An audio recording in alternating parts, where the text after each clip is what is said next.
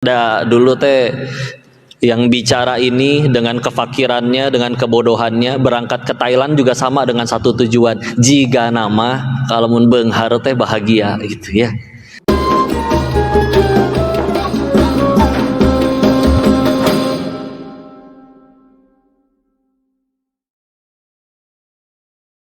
Tukar tambah teh. Ya, didoain ya Allah, mudah-mudahan gak cuman ngomong doang tapi juga diamalin.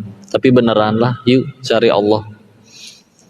Suka tidak suka, mau tidak mau, yuk. Ada yang baru mulai punten ya. Sekarang kita misalkan ini di masjid. Nanti kalau di kelas misalkan ketemu kawan, sahabat yang lain, belajar bareng, bikin PR bareng, nugas bareng. Tapi 40 tahun ke depan, nah saya teh udah punya perusahaan, saya malah punya banyak utang. Ada yang itu baru mulai. Iya, berarti jalan yang selama ini pemikiran saya tempuh selama ini teh salah kali ya. Akhirnya mulai ya. Karena ya kita yang sekarang ngelakuin apa aja, nentuin kita di masa depannya mau jadi apa ya. Dan ada yang membuat percepatan ya. Misalkan ada orang untuk bisa jadi sukses misalkan perlu 10 tahun, ada dia misalkan hanya 1-2 tahun. Ada juga yang untuk menguasai suatu fan ilmu itu perlu berapa puluh tahun, dia misalkan cukup hanya dalam waktu 5 tahun. Apa itu? Berkah. Nah, kalau udah bicaranya berkah ini kudu yang repot tuh memahamkan orang tentang berkah dulu. Karena kalau nggak percaya tentang berkah ya gimana ceritanya, mereka nggak ngerti-ngerti. Karena lebih penting nominal daripada berkah biasanya. Padahal punten ya, bicara pengen jadi kaya, kalau yang muda-muda biasanya pengen ngebuktiin saya pengen sukses kok. Apalagi nih zaman lihat medsos, lihat apa, semuanya pada flexing seolah-olah itu adalah patokan kesuksesan. Dan nggak apa-apa, sahabat juga banyak yang kaya kok. Rasul juga orang kaya tapi habis buat sedekah melulu. Ya, jadi kalau ada yang bilang saya mah pengen hidup sederhana, hidupnya miskin seperti Rasul, hati-hati bisa jatuh ke penghinaan itu. Karena 1/5 harta rampasan perang itu milik Allah dan Rasulnya. Waktu menikahi Khadijah ada riwayat yang menyebutkan mas kawinnya, maharnya 20 atau 30 ekor unta yang kalau dirupiahkan bukan unta biasa ya, setara 2,5 miliar rupiah ya, mahar mas kawin. Apakah orang miskin? Berarti enggak. Tapi sederhana. Apa sederhana bedanya sama miskin? Sederhana menikmati hidupnya tanpa berlebih-lebihan ya. Dan Nabi mah orang ngamalin Quran mah gitu ya. Nabi mah nyuruh wudhu di sungai aja jangan mubazir, karena yang mubazir itu saudaranya setan. Dari surat apa itu teh? Sering dengar kan? Mubazir itu saudaranya setan. Al-Isra buka ya nanti 26-27-nya ya, insyaallah. Insyaallah. Kita bicara nih ya. Saya wajar tahu dulu teh yang bicara ini dengan kefakirannya, dengan kebodohannya, berangkat ke Thailand juga sama dengan satu tujuan. Jika nama kalau mun beunghar teh bahagia gitu ya. Berangkat ke sana karena lemahnya iman, udah nggak pengen ada alasan lain. Iman saya lemah, saya berangkat ke sana ya. Tapi ternyata ketika ngelihat cara jadi kaya di antara para sahabat, orang-orang soleh terdahulu, punten, jadi kaya itu cuman efek samping. Ulangi, efek samping, bukan tujuan utama. Karena yang lebih mereka kejar adalah rahmat, berkah, bukan nominal. Ya, kita bicara nominal mah kita nggak ada apa-apanya dibanding maling negeri ini, betul? Jangan diperhalus jadi koruptor ya. Maling mah maling we udah. Sama kayak kadang kajian di SMA, bu gurunya minta kok bahas tentang pacaran ya. Ya udah saya survei dulu. Siapa yang pacaran? Gak ada yang angkat tangan. Ah masa cek saya. Ada yang jawab, kami nggak punya pacar kok. Kami punyanya support system. Elah, canggih bahasana. Support system teh naon wae kegiatanana ya sama aja ya. Jadi jangan diperhalus ya. Kita bicara kaya sok lihat ya. Tapi kalau berkah yang udah hilang, punten. Kok katanya kalau ngambil riba nggak berkah, dosa. Tapi ada tuh yang tambah kaya. Dah bukan itu patokannya. Ya. Sok lihat berapa banyak yang akhirnya nyuri uang rakyat, tambah kaya mah hidupnya makin enak apa makin rujit? Rujit ya, rusak melejit. Ya. Anaknya makin narkoba lah, kelilit judi lah. dianya repot harus ngumpetin harta-hartanya, beli villa atas nama si Mamang, beli villa lagi atas nama si Bibi. Ya sama aja kayak beliin villa buat si Mamang sama si Bibi, berenang tiap hari segernya nggak? Yang punyanya belum tentu datang, mau diaku nggak bisa, nanti ketahuan KPK, ribet ya. Si Mamang sama si Bibi asik ngojai tiap hari ya, seger tiap bulan digaji ya nggak? Kalau udah hilang berkah repot. Yang dulu mereka kejar berkah. Karena sudah bicaranya berkah, bisa membuat yang sedikit nggak habis-habis, yang banyak kalau tidak ada berkah, yang banyaknya nggak cukup-cukup. Makanya nyuri lagi. Dan lagian masuk akal lah tuh, soleh, takwa, nggak berani ngambil punya orang lain, ya, amanah, jujur, penjual kayak gitu, udah pasti balik lagi. Nih, pernah ngalamin nggak beli ayam misalkan di pasar? Sekilo dipotongin Pak, begitu nyampe rumah setengahnya bau tiren ya, udah gitu besoknya kita bakal beli lagi nggak ke pedagang yang sama? Enggak, padahal dia ngelakuin itu sekali-kalinya, malamnya udah tobat, nangis di hadapan Allah, ya Allah nggak mau licik lagi jualannya, bisa nggak balik lagi. Tapi kalau misalkan ada pedagang, ini diamalkan anaknya Imam Syafi'i ya, beliau sempat jadi penjual kain, ketika udah dibayar dipanggil lagi, Bu saya baru ingat itu kain ada cacatnya, mana asal tadi saya nggak lihat, ditunjukin nih belah sini, bener ada bolong kecil lah namanya. Udah gitu kata yang ininya juga, bagi saya bolong di sini mah nggak masalah, dah emang pengen dipotong lagi ya, maka jangan begitu Bu, karena ini barangnya cacat, harga yang Ibu bayar tadi untuk harga barang yang bagus, maka izinkan saya balikin setengah harganya ke Ibu, kalau enggak saya tidak mau jual barang itu. Coba balik lagi nggak beli ke pedagang kayak gitu, diteang ya kan ya. Kalau di zaman sekarang mah udah diminta WA-nya, dah emang akhirnya si pembeli itu akhirnya jadi istrinya si pedagang ya, jadi mantunya Imam Syafi'i akhirnya ya. Ini ada filmnya ya. Dan kalau dibandingkan dengan manakibnya Imam Syafi'i, itu ada serialnya di YouTube ya. Sekitar 35-an episode, itu 90%-nya sama dengan yang di kitab. Jadi silakan kalau mau ditonton, barangkali nggak suka baca ya. Nah, itu boleh ditonton. Daripada nontonin yang lain itu lebih jadi faidah insyaallah. Ya. Tapi tadi udah benar-benar cuman yang dikejar berkah, yang dikejar bukan sekedar pengen udah nambah banyak, karena kita tahu ya, sampai ada, kami dulu sering ngobrol, orang kalau pengen jadi kaya tuh alasannya cuma satu, apa tahu tidak? Karena belum pernah kaya. Ya orang mah penasaran doang betul. Sama kayak yang pacaran kan, pertama sebelum jadi pacar kan gombalnya luar biasa, pengorbanannya luar biasa. Punten, setelah udah dipacarin lama dan udah di unboxing kali, udah macam-macam ya, punten ya, perlakuannya berubah ya Allah. Udah apal ya, kutil nabelah mana ge apal ya. Maka sama kalau beli barang, handphone hari pertama begitu disayang, 3 tahun 5 tahun kemudian biasa aja, kebahagiaannya berkurang. Maka dari situ juga makanya sampai ada istilah OKB. Tahu apa OKB? Orang kaya blow on ya. Tapi kaya enak loh, bisa beli 1000 bungkus nasi, yang lain cuma 1 bungkus. Yang kaya asli tahu, emang perut saya muat 1000 bungkus? Enggak. Kan bisa dibesokin, nggak akan tentu masih bagus, bisa jadi udah basi. Bisa diangetin, nggak akan seenak beli baru. Terus gimana udah kepalang beli banyak, sok coba dibagiin, lihat syukurnya orang-orang. Nepa itu bahagianya ya. Tapi kalau direnungkan lagi, dia udah paham. Begitu udah nyobain segala macam makanan, steak pernah, makanan ini pernah, yang mahal pernah, dia tahu, oh ternyata tempe bacem yang nyaris basi sama steak wagyu tenderloin segede kieu doang ya diameternya nih, import dari Korea 500 juta sakieu teh ya, kenyang enggak ya. Udah gitu bedanya cuman di mana, 5 cm di sini doang. Kalau cadel berarti 3 cm ya, kan lebih pendek lidahnya. Begitu udah ketelen, emangnya kenyang makan tempe sama kenyang makan daging beda kenyangnya? Sama, begak-begak juga ya, begah perutnya. Yang lebih sama apalagi keluarnya sama-sama bau ya. Nggak ada, oh ini makanan mahal amat kok. Oh iya, nanti keluarnya wangi. Enggak, asli bau ya. Nah, gimana? Sepatu yang 50.000 sama yang 50 juta, angger bau kaki ya. Dan nggak akan diparkir di dalam, nggak akan nginjek karpet, pasti parkir di luar.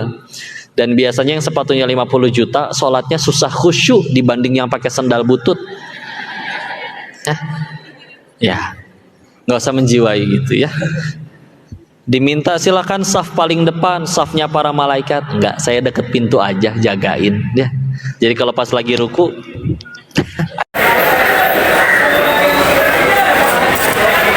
follow me guys and subscribe our YouTube channel Amazon Fish Cutting.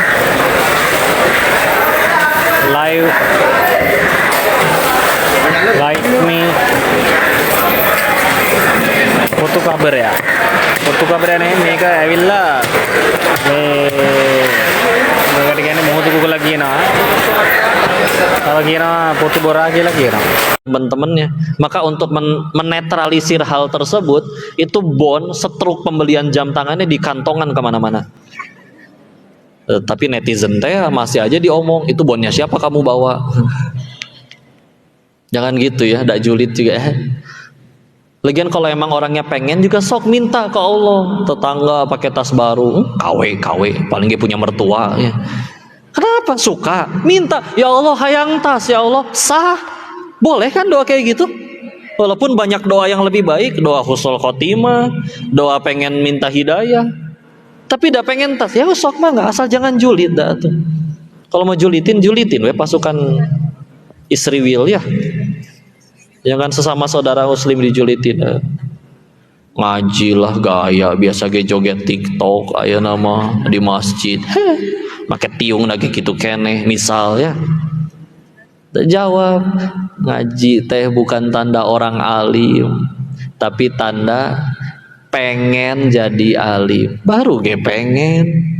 Bisa jadi alim beneran nggak? Dah kalau Allah tolong bisa.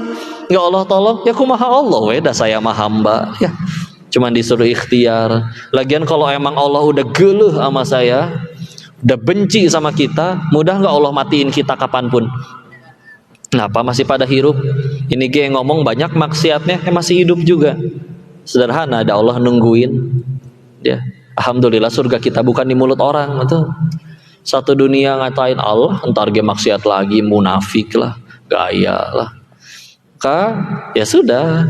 Tugas kita mah nggak cuman nggak bikin mereka kagum. Nah itu teh paketan loh, nggak? Lumayan bonus, lumayan tuh transferan pahala, penggugur dosa. Nih punten ya, kalau kita ngebayangin Nabi Adam diusir dari sorga, dosa tengan hiji satu. Kita pengen ke sorga, emang dosa cuman satu? Enggak. Tapi kadang cita-cita ge nggak nanggung. Saya mah nanti meninggal teh tetanggaan jeung Nabi di sorga. Malaikat ge geleng-geleng, naon amalana ya. Maka, tapi Allah pengen ngabulin, ya udah dikabul, mudah-mudahan jadi ahli sorga, Allah bikin jadi ahli sorga. Tapi dah ibadah kurang, sholat sakitu-kituna, eta ge lupa rakaat wae, istighfar jarang, sedekah apalagi. Maka tahu-tahu ada masalah, teman kantor julid, teman kuliah ada yang licik, ya. Udah ngedoain 6 tahun buat jadi calonnya, jodohnya ditikung orang lain. Nggak rugi, tenang aja ya. Kalau saya udah ngedoain dia biar dia jadi pasanganku, dia dibeliin mobil sama om-om mau dinikah, ya kan kita mintanya yang menggandeng tangan kita ke surganya Allah, bukan ke showroom mobil, betul? Tenang aja ya. Atau bisa jadi ada dosa kita di hadapan Allah yang belum bisa diampun. Nah tadi ya, terus amalan kita kurang, tahu-tahu dikirim penggugur. Atau bisa jadi Allah pengen ngangkat derajat seseorang, tapi dah amalan segitu-gitunya. Kita nggak kayak para imam besar, Imam Ahmad bin Hambal misalkan. Di kitab manakibnya yang ditulis oleh putranya disebutkan sehari semalam sholatnya nggak kurang dari 300 rakaat. Kalau lagi sakit, sholat beliau hanya 150 rakaat. Hanya ya, Insya Allah. Nah, tapi amalan gak nyampe segitu kok. Tapi pengen ke surga, pengen diangkat derajatnya, amalan kurang. Fasilitas ya. Ada yang julid, ada yang nyakiti. Beneran gak rugi ya. Dan punten ya, jangan sekali-kali mengukur ketaatan seseorang sama dunia, gak nyambung. Ya, sekarang jawabnya gini aja. Di luar sana ada yang lagi maksiat nggak detik ini? Ada. Ada yang nyembah berhala nggak di luar sana? Mereka dapat rezeki nggak? Siapa yang ngasih rezeki? Logikanya, ini kalian udah segini nurutnya sama Allah. Hari Ahad mungkin ada yang lagi pacaran keluar sana, atau jam segini mungkin masih tidur, subuh ge belum, ya.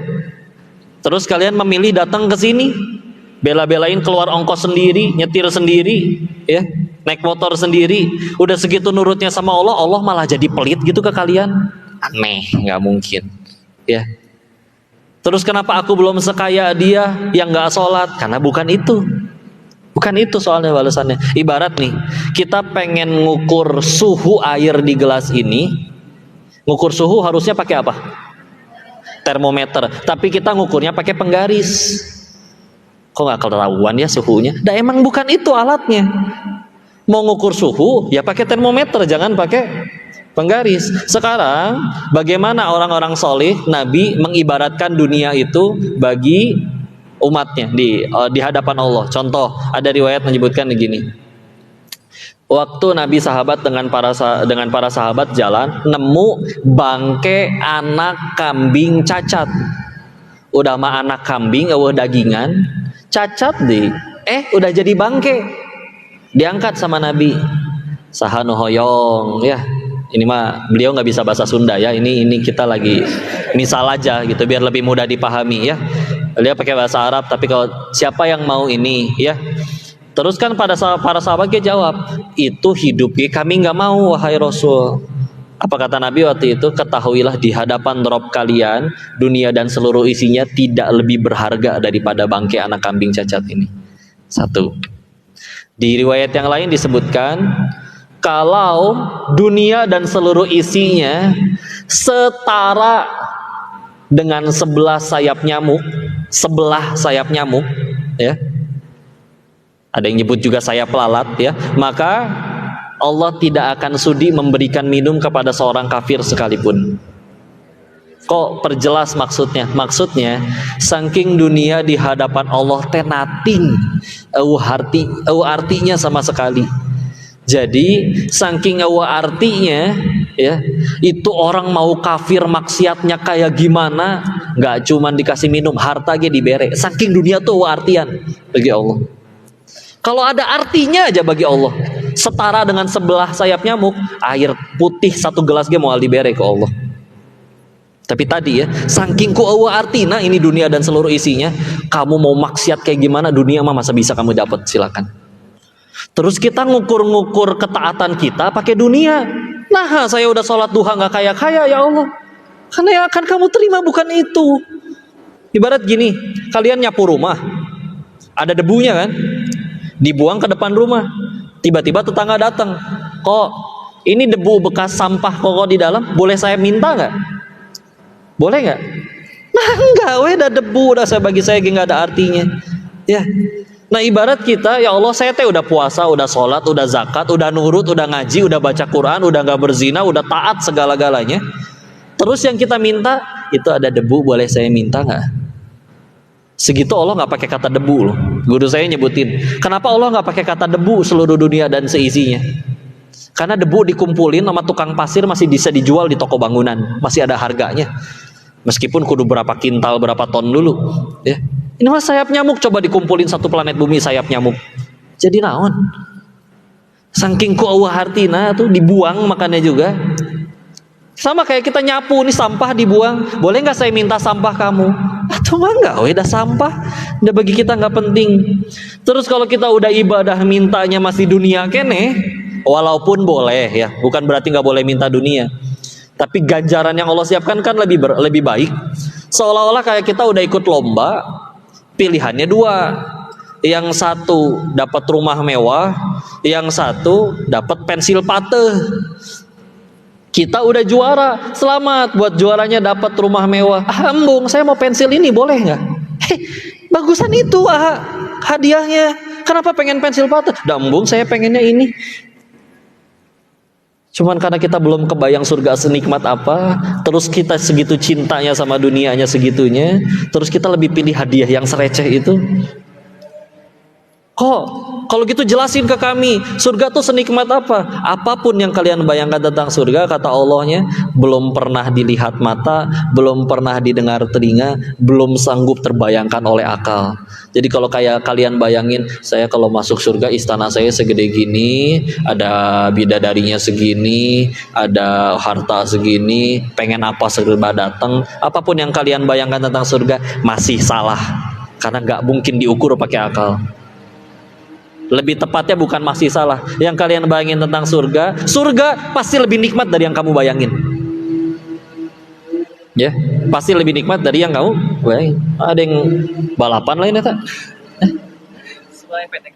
Oh, insya Allah ya, nggak apa-apa. Ya, kayak Sri Mulat jatuh ya. Iya, iya. Kalau ada gelas, ada. Insya Allah. Jadi gitu ya, jangan diukurnya pakai itu. Yang akan diganjar, yang akan didapat sesuatu yang jauh lebih baik. Ya. Dan kalau misalkan itu terus yang jadi ukuran, yuk akan selalu kita temui yang lebih kaya ning stres kene, naik BMW tapi cerik wae. Kalian jalan kaki hujan-hujanan ke cengengesan, betul? Kadang kita suka salah kaprah, betul? Sok ngobrolin apa? Suka healing tuh. Healing suka badeka mana? Indomaret. Caket teuingnya. Kemana? Capadocia, hoyong. Di mana eta teh? Ya, di mana we lah nya. Misalkan ya. Tapi sok berangkat ke situ sendirian, nyalira. Ngeliatin ya orang, ya Allah, meni mesra, meni hangat. Kalian sendiri pelangap pelongo, oh balon, ya Allah. Oh gunung, ya. Tiba-tiba seorang pria Turki, tinggi, putih, langsing, jika bihun lah pokok nama ya. Nyamperin teteh, udah deg-degan ya. Apakah ini jodohku? Begitu dekat ternyata pang fotoin teh, minta foto ya. Ya udah ya, percuma udah deg-degan. Coba ya, bandingkan dengan ke warung harapan imah 5 langkah, tapi dengan orang yang disayang, dicintai 5 langkah, hujan-hujanan eta ge nginjek teh kotok punten ya, hampura. Tapi indah tuh kalau sama orang yang disayang. Meskipun nginjek kotoran ayam, mohon maaf, malah jadi so sweet. Keinjek, sih nggak narik, aku kan tadi gitu tuh kan. So sweet kan, segitu nginjek teh kotok. Coba naik pesawat bisnis kelas, nyampe ke tempat wisata bagus, tapi olangan, rek naon, sedih. Berarti healing aja kita salah kaprah kan? Ternyata healing itu bukan perkara pergi kemana, tapi dengan siapa, betul? Ya udah, tinggal dicari siapanya ya. Masya Allah, mudah-mudahan bukan suami orang, mudah-mudahan bukan. Gitu ya. Apalagi itu perkara healing. Kalian misalkan, ini ada yang nikah, ada yang udah nikah, ada nikah, Masya Allah, 1. Ada rencana. Yang lain, ibu-ibu ada yang udah nikah, ada. Yang lain jomblo berarti. Ini banyak kan yang jomblo. Tenang, saya nanya bukan pengen nafkahin ya, tenang aja ya. Tenang, saya cuma nanti menentukan contoh yang akan saya bahas maksudnya ya. Ini ibu-ibu punya anak bu, umur 2 tahun, ngajak main ke kebun binatang. Mah lagi libur ya, kebun binatang yuk, hayu deh. Ya. Kita ikut excited kan, tapi kenapa kita ikut bahagia? Apa karena pengen ketemu gajah? Enggak ada, udah apal gajah mah gitu-gitu hungkul ya. Tapi karena kita tahu, kita menantikan ekspresi si anak 2 tahun yang lucu ini ketika nanti ngelihat gajah, betul? Oh itu kan yang tidak terbayar harganya. Ya. Karena kalau emang yang seru karena binatangnya, coba ibu pergi ke kebun binatang sendirian bu, garing bu. Oh gajah teh gitu, oh jerapah teh panjang, oh sirem, udah gitu kan garing kan. Itu aja kita salah kaprah ya, enggak tuh. Bahagia mah gampang dah aslinya. Tapi ketika kita selalu mengurung kebahagiaan kita, ya ginilah, bayangin kenapa anak kecil lebih mudah bahagia daripada kita. Kenapa? Ya, padahal pengetahuan orang dewasa sama pengetahuan anak-anak banyakkan pengetahuan siapa? Dewasa. Uangnya orang dewasa sama anak-anak banyakkan uangnya siapa? Dewasa. Kecuali Rafatara sama Cipung ya, mereka agak beda ya. Mereka nggak minta lahir di keluarga itu ya. Tapi kenapa uang lebih banyak, pengetahuan lebih banyak, tapi tidak lebih mudah bahagia dibanding anak-anak? Sederhana. Di hati anak-anak belum ada pesaing Allah. Meskipun dia juga nggak ngerti tauhid tenaon, ibadah fikihnya seperti apa nggak tahu. Tapi sederhana, dia belum punya ilah. Kita makin gede ada ilah. Gini ya rasanya punya duit enak. Gini ya rasanya viral enak. Gini ya rasanya punya jabatan, selalu diberikan privilege, dispesialkan. Itu menjadi pesaing Allah di hati kita. Sehingga kadang wajar kalau di kota besar ada yang baru gajian kayak ngambek. Hah, percuma gaji segini.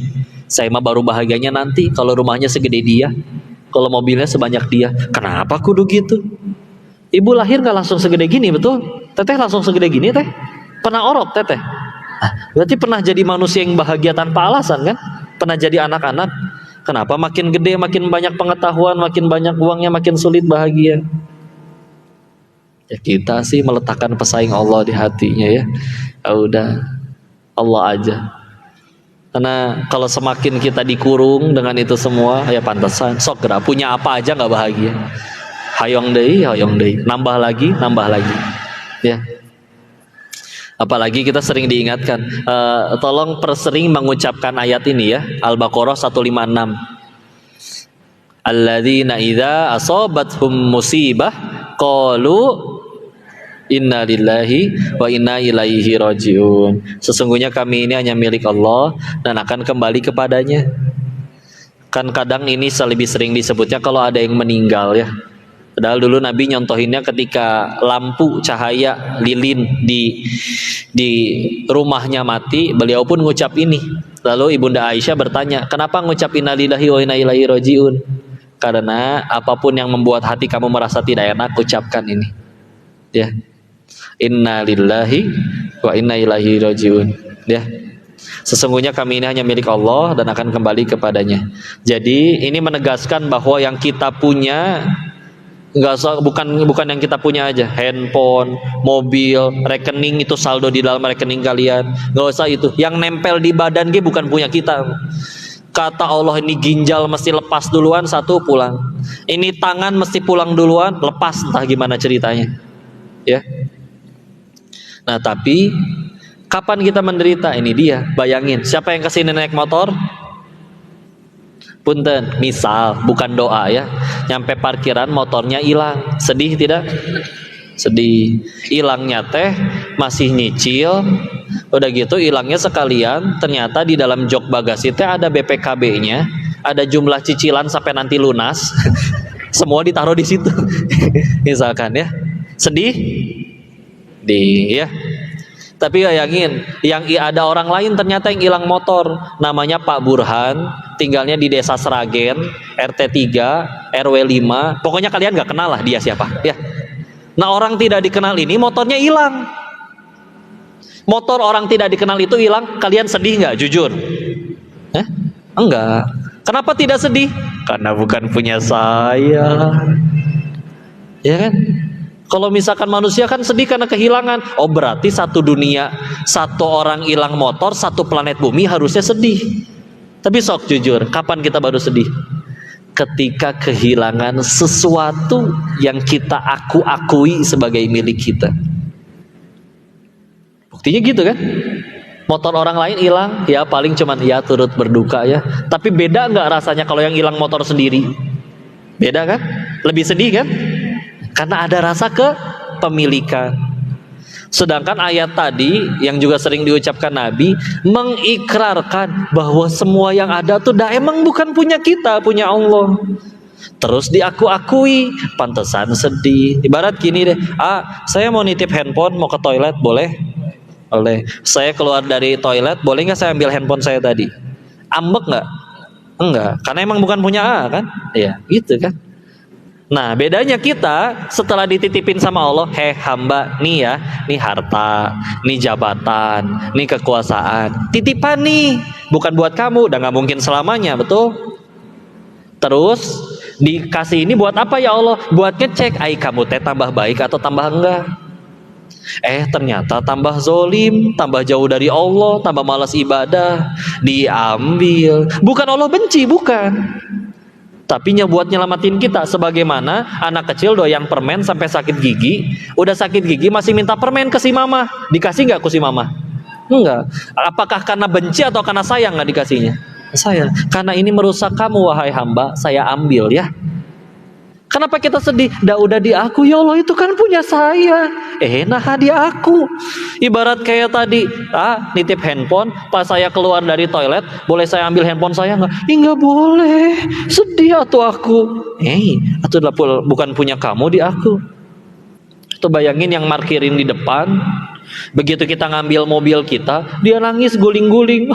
Mobilnya hilang. Ya kan bukan punya bapak, Pak.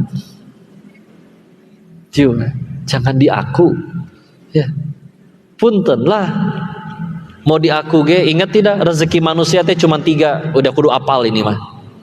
Rezeki manusia cuma 3, apal? 1, yang dimakan jadi kotoran. 2, nanti diulangi ya kalau kecepatan. 2, yang dikenakan lalu menjadi usang. 3, yang diinfakkan di jalan Allah. Ulangi. 1, yang dimakan jadi kotoran. 2, yang dikenakan jadi usang. 3, yang diinfakkan di jalan Allah. Latihan satu-satu. Ini cai buat saya, boleh saya bawa pulang? Milik ya. Ternyata di jalan teh bahe, diminum ku ucing. Berarti saya cuma disuruh nganterin rezeki ini ke hamba Allah yang lain. Kapan jadi rezeki kita? Kalau udah lewat sini ya. Gak usah ini bentuknya udah bisa langsung dikonsumsi ya. Silakan cek saldo masing-masing yang di handphone. Atas nama siapa itu? Masing-masing kan ya, karena habis ngeliatin saldo gitu ya. Ada manusia itu, ada yang bilang terbagi menjadi 2. Ada jenis manusia yang bahagia melihat buku tabungannya, ada manusia yang sedih melihat buku tabungannya. Kalian yang mana kira-kira ya? Yang sedih ya. Semoga Allah bahagiakan dengan buku tabungannya ya, insyaallah. Maka misalkan dia bahagia, saldo temen indah, nolnya ada 1, 2, banyak gitu ya.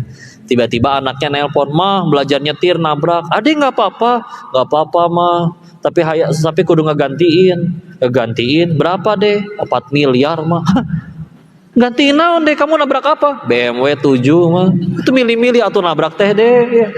Ya gimana milih-milih pengen nabrak ya? Ternyata bukan rezeki ibu, tapi rezeki bengkel. Ya. Sebelum lewat tenggorokan, belum jadi milik kita ya. Ini temen di Thailand ya, dulu kami kerja bareng waktu masih sama-sama di kasino, tapi dia keluar lebih awal, diajakin sama pacarnya penari di tempat hiburan malam. Jadi jangan harap dia berpenampilan seperti kalian ya, bajunya kurang bahan ya. Maka udah, akhirnya mereka ngapain berdua? Mereka bikin, saya nyebutnya dapur narkoba ya. Entah gimana mereka bisa beli bahan baku di toko kimia, bisa dirubah jadi bubuk kokain, nggak tahu itu belajar dari mana. Dan akhirnya jadi bandar narkoba paling besar di kota itu. Jelas uangnya udah banyak, udah punya ruko, udah buka restoran, udah buka apa. Tapi orangnya irit. Nggak kecanduan judi, nggak suka main perempuan, cuman obat aja karena kan mesti quality control, nyobain jadi halus ya gitu ya, kan harus QC ya. Tapi orangnya rajin nabung ya. Dia bercita-cita suatu saat saya pengen berhenti. Dia sendiri ya bilang ya, aku suatu saat pengen berhenti, pulang lagi ke Bogor, dia orang Bogor juga, lalu pengen bahagiain ibunya. Tuh, bandar narkoba yang budiman bukan? Ya. Ya. Maka karena yang lain kan biasanya foya-foya, dia nggak suka foya-foya. Kemana-mana dia pakai kaos agak bolong sama celana pendek, sendal jepit. padahal bandar judi gede, ya, bandar narkoba, ya. Suatu ketika dia nabung, setelah bertahun-tahun, pacarnya kabur sama laki-laki lain, dia dicepuin, ngerti dicepuin nggak di sini? Ya, dikhianati gitu ya, sampai akhirnya jadi dia harus dipenjara. Masuklah ke penjaranya Kamboja, karena itu perbatasan Thailand sama Kamboja. Kita tahu ya, namanya di penjara mah jelas gak ada yang enak, ya. Baru bisa enak kalau mau nggak mau kudu keluar duit, ya. Pengen ada kulkas di kamarnya, pengen ada di negeri Konoha bisa terjadi, ya. Insya Allah, Konoha, ya, Wakanda, ya. Nah, maka akhirnya ini yang terjadi. Dia nggak tahan, dia pengen bebas. Dia nego sama polisi, izin ya. Demi Allah masih banyak polisi yang jujur dan baik. Ini saya ralat, ini oknum ya. Karena masih banyak demi Allah polisi yang jujur dan baik. Yang oknum ini yang nangkep nego, tolong lepasin saya Pak, Bapak minta berapa? Nominal yang diminta oleh si oknum ini tepat sejumlah tabungannya selama 5 tahun jadi bandar narkoba. Lepas keluar, ketemu lagi terakhir lagi ngahuleng. Yang dia renungin, selama ini teh ai gua teh buat apa tuh ya nabung? Gua pikir itu rezeki gua, ternyata cuman harus disalurin tuh ke oknum keparat itu katanya. Mohon maaf ya, ini bahasa dianya. Ya gitu kan, numpang lewat doang. Itu tabungan kita tuh, ini bisa hilang kapan saja kalau yang punyanya mau ngambil. Kita di aku betul. Itu bicara tentang rezeki ya. Yang kedua, yang dikenakan lalu jadi usang. Nah, ini mah saya apalah. Salah satu ujian paling berat bagi kaum wanita tuh ternyata bukan macam-macam. Sesederhana diskon. Betul Ibu-ibu? Betul? Jalan-jalan, jelong-jelong, ngelihat ada diskon. Ntar lagi sholatin dulu aja, udah azan. Sholatnya bisa susah khusyuk. Kabawa. Allahu Akbar, ya Allah gamis temni alus, ya Allah. Allahu Akbar, kabeli mualnya, Masya Allah. Sami Allahu liman hamidah. Si papa kan mau ngasih uang belanja. Allahu Akbar. Temen gak ada yang mau bayar utang. Allahu Akbar. Mana hari ini masih diskon? Allahu Akbar. Diskonnya cuma nyampe hari ini. Allahu Akbar. Sekalian jemput si ade berangkat ya mah. Astagfirullahaladzim. Astagfirullahaladzim. Assalamualaikum. Asa beda ya. Diterima atau sholatnya? Makanya biar bisa khusyuk kita beli dulu kok. Bisaan si teteh ya. Sok anggaplah kebeli teh gamisnya. Kadang dia suka ditanya, gamis sudah banyak ngapain beli lagi? Bisi ayah kondangan, tak bisi ya. Membeli sesuatu karena bisi ya. Barangkali akhirnya kebeli, ditaruh ke lemari. Pernah ada yang ngalamin akhirnya ya udah ditaruh lemari kan nggak mungkin dipakai tiap hari kadang. Dia kerja, dia harus keluar kota, karirnya naik. Suatu ketika 5 tahun kemudian udah sanggup pindah ke tempat yang lebih baik, pindahan, bongkar lemari. Baju 5 tahun yang lalu, ya Allah masih ada label harganya segala. Dicobain, gak muat, lintuh ayo nama ya. Adiknya lewat masih langsing ya. Deh, buat adik aja deh. Serius kak, sejauh ini aku hanya bisa mengintip dari jauh. Ternyata pengen minjem gak berani. Sekarang buat aku. Iya. Ternyata dipakai sama si ade sampai usang. Berarti rezeki si kakak atau si ade? Si kakak mah selama ini cuma ngaku-ngaku. Bajuku, aku gak boleh ada yang pakai tanpa seizinku. Berarti itu milikku kan? Nah, sebelum dipakai sampai usang bukan punya kita. Ya, belum jadi rezeki kita. Ya udah, rezeki si ade. Ya. Yang terakhir, yang diinfakkan di jalan Allah. Ini ada pengusaha sukses, soleh, punya kebiasaan beres jualan, uangnya teh cuman disisain buat modal besok, sisanya habis disedekahin. Teman-temannya suka nanya, kamu gak sayang sama uang kamu? Invest dong kayak kita, biar duitnya berkembang. Kata dia teh, kata pengusaha solehnya, justru saya sayang banget sama harta saya, makanya pengen saya bawa mati. Gimana caranya bawa mati harta? Ditransfer ke rekening akhirat, sedekah, wakaf.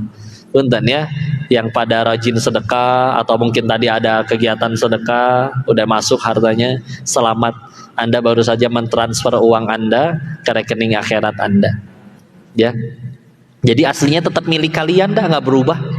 Ya, tetap milik kalian.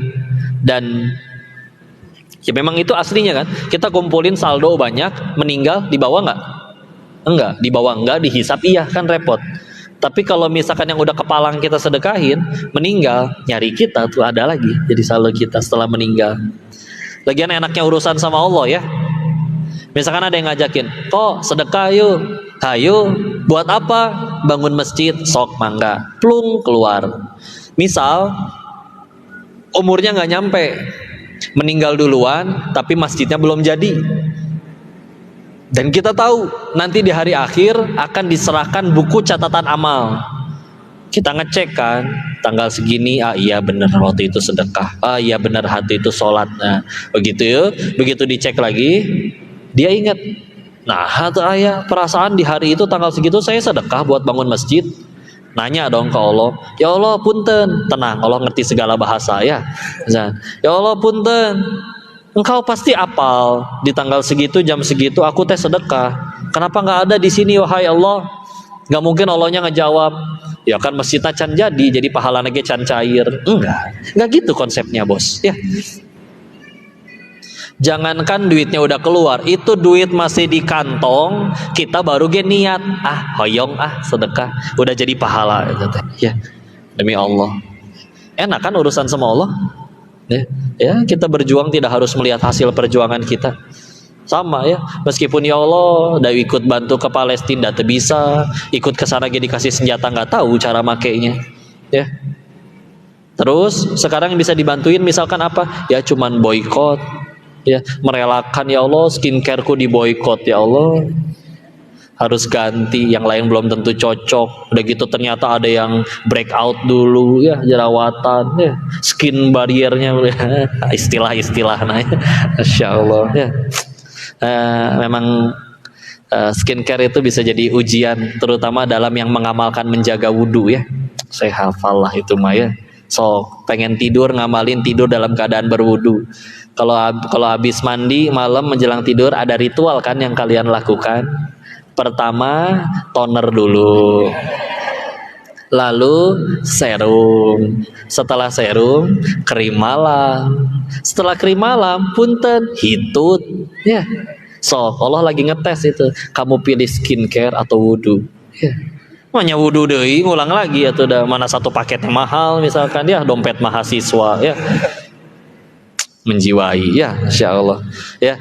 Maka ya sudahlah, itu sedikit perjuangan kita, tapi ya tadi ya nggak akan ada yang Allah sia-siakan. Yuk cari Allah sesegera mungkin, nanti Allah yang atur. Saya menutup, ingat ya, Allah itu nggak pernah nyuruh kita nentuin takdir. Ulangi, Allah nggak pernah nyuruh kita, Allah cuma nyuruh kita nurut. Gimana maksudnya kok? Waktu Ibunda Maryam di surat 19, surat Maryam juga, kan tahu-tahu hamil ya. Tidak pernah disentuh oleh laki-laki, oleh manusia, tahu-tahu hamil. Biasa netizen julid ya. Ya ukhta Harun, saudaranya Harun, nah saudaramu baragerai kamu hamil ya. Misalkan beliau tinggal di Bandung ya, ya diomong ke batur, akhirnya kan sempat sakit hati, menjauh dari masyarakatnya. Ketika sudah lelah, bersenderlah di pohon kurma, lalu lapar, kurmanya ada di atas, nah tapi capek, pohon kurma kan gede, yang udah matang gede ya. Terus Allah perintahkan apa di ayat 25-nya? Wahuzzi, goyang-goyangkan, wahuzzi ilaiki bijiz'in nakhlah tusaqitu alaiki rutoban janiyya. Goyang-goyangkan, nanti rutop itu jatuh ke kamu ya. Goyang-goyangkan ke arahmu. Pertanyaannya, seperti itu guru tafsir saya bilang ini ayat tentang tawakal. Gimana maksudnya tawakal? Bayangin lagi tadi pohon kurma. Pernah ngeliat pohon kurma yang udah berbuah matang segitu gedenya, besarnya? Pilih manusia yang paling kekar di tempat ini, 10 orang kalau perlu, goyang-goyangin itu pohon, jatuh nggak tuh kurmanya? Moal demi Allah. Karena cara panen kurma emang bukan digoyang-goyangin. Maka ini gimana ceritanya? Ibu hamil gede, lagi mules-mulesnya nyender di pohon korma. Tage sambil lapar, digoyang-goyangin, tenaganya segede apa? Tapi jatuh rutopnya. Pas dijelasin tentang ayat ini, oh nya. Guru saya Ustadz Budi Hasari bilang, lihat ini ayat tentang tawakal. Allah tuh gak pernah nyuruh kamu nentuin takdir. Tugas kamu nurut, takdir urusan Allah. Kalau kita kan kadang suka nyerah duluan sama takdir. Apa? Ganti kepala cabang, ganti peraturan. Mati saya lah. Udah mendingan resign. Kita takut duluan dengan bayangan kita, insecure sendiri, akhirnya jadi nggak berani maju, nggak berani gerak. Sampai kadang banyak yang dijadikan film kan, dia naksir nggak ya sama saya, nggak berani ngucap, sampai akhir film nyesel nggak ngucap-ngucap ya ada ya kayak begitu. Enggak, kita nggak pernah disuruh nentuin takdir urusan Allah. Kalau emang takdir itu kita sendiri yang nentuin, enggak, gimana ceritanya, nggak seperti itu, tenang aja ya. Kalau enggak gimana ceritanya ibundanya Nabi Musa nganyutin anaknya ke sungai. Ya Allah, kan dulu nggak ada USG ya, jadi baru tahu laki teh pas lahir. Begitu akhirnya lahir, ternyata laki-laki, dan pemimpin di negara tersebut bilang anak laki-laki harus dibunuh. Ya Allah, anak saya mau dibunuh, minta tolong. Dapat petunjuknya, anyutin ke sungai. Kalau pikirnya, ya Allah, lagi sayang-sayangnya sama anak, khawatir disuruh dianyutin ke sungai. Ini belah mana masuk akalnya. Tapi gara-gara dianyutin ke sungai, akhirnya Nabi Musa diangkat anak oleh siapa? Istrinya Firaun ya, Asia. Dan ternyata anak ini disusuin oleh siapapun gak mau. Kakak perempuannya udah ngebuntutin dari jauh, nyeletuk, saya tahu ibu mana yang anak ini mau nyusu. Serius, bawa dong ke sini. Mamahnya diajak nyusuin, akhirnya mau. Dan memang ibu kandungnya. Tapi lihat ya, gara-gara kejadian itu, beliaulah satu-satunya ibu yang nyusuin anak kandungnya, tapi digaji pakai duit negara. Ya kan? Coba kalau dari awal nggak nurut, nggak mau ya Allah, yang bener tuh. Udah bayi dianyutin ke sungai, gimana ceritanya? Lagi sayang-sayangnya. Kalau tetap ditahan, apa yang terjadi? Tiap hari harus ucing-ucingan sama tentara, digedor-gedor, ya.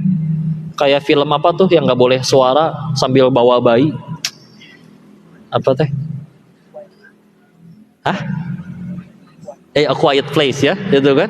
Ribet kan? Nah, Masya Allah lah. Kita nggak pernah disuruh nentuin takdir. Tinggal nurut, sisanya Allah yang atur. Nggak terjadi sesuai keinginan pun, kalau pahit jadi penggugur dosa atau peninggi derajat, sabarnya jadi kebaikan. Penutup nasihat dari Umar, kalau kita tidak terima takdir Allah, takdirnya belum tentu berubah, dan juga kufurnya menjadi dosa. Tapi kalau terima takdir Allah, mudah bagi Allah mengubah takdirmu, dan sabarmu menjadi pahala. Sok pilih yang mana. Gak suka nih sama takdirnya, gak terima, udah mah gak terima, takdirnya gak berubah, udah gitu ngambek wae, jadi dosa, gak berubah lagi takdirnya. Tapi kalau kita terima takdir Allah, mudah bagi Allah merubah takdirnya, dan sabarmu dalam menghadapinya gak akan Allah sia-siakan, pasti jadi pahala. Bukankah sabar itu adalah amalan yang ganjaran pahalanya tanpa batas?